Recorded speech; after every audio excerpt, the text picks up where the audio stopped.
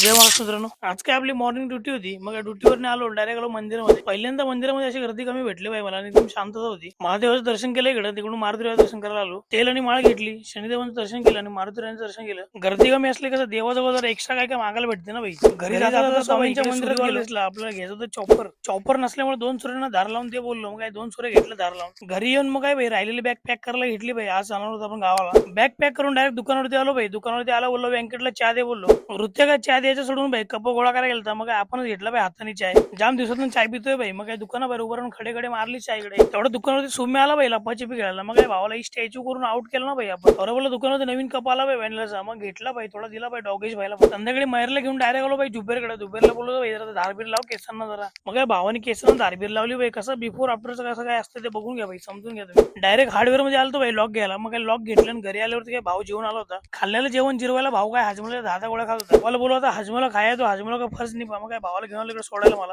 मग काय गाडी आलेली बघून काय भाऊ काय जात नव्हता घरी, रडत होता. मग काय भावाला 10 रुपयाची कॅडबरी दिली घरी पाठवला. आर्यन भाऊ गाडीमध्ये बाई पहिला बसला होता बाई घनसोलीवरून. प्रभात पण आला बाई इकडे. मग काय भावाला घेतला फ्रेम मध्ये. मग गाडी निघाली बाई आपली सानपड्या दिशेने. गाडी सानपड्याला आल्यावर अण्णा पण डायरेक्ट शिटा भरला घेतल्या इकडे. गावाला यात्रा सीझन असल्यामुळे बाई इकडे सानपड्याला ट्रॅव्हल्स जत्रा भरली होती. मग काय सानपड्याला आणू भाई पण आला बाई ट्रॅव्हल्स मध्ये. सॅटरडे असल्यामुळे भाई जाम ट्रॅफिक होती घाटामध्ये. पण गाडी थांबली होती हॉटेलवरती जेवण करायला. मग काय जेवण नाही डायरेक्ट नाश्ताच करूया बोललो आपण. मग नाश्त्याचं नाव आले बाई 4 वडापाव दाबले इकडे.